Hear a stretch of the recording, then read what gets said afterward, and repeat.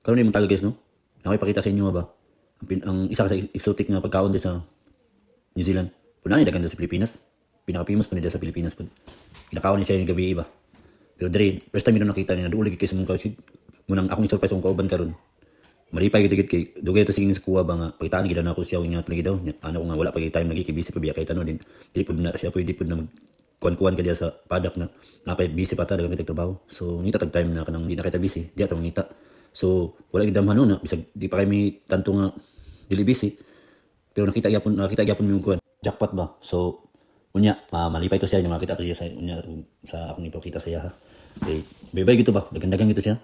Minut lami biya kay pud na pero sa karon na tudlo sa tamon sa pagplanto sa kadiyo man ni tanawan ni kana nga host itom na padungnan to sa tab pagka man kanimo na mong hot cylinder quick to ni hot cylinder na muna tiya hot water naman ni karon pero pagka man tanawon din ninyo tanang palibot kapsuk pila ka buk yung kapsuk tanawon din palibot kung nag kuan ba nagwas ba siya kada mo iban dili magwas sunod din sa tanawon dayon karon din nabot naman siya ako siya bitaw excited ni siya lagi yan ako nga kaya kada mo na huruton dagan-dagan biya na siya kaya kayo mo to pagtanaw niya nga kuan di siya, uy, daghang mo di kayo na di. Ako niya, gusto nimo, huruto na nimo.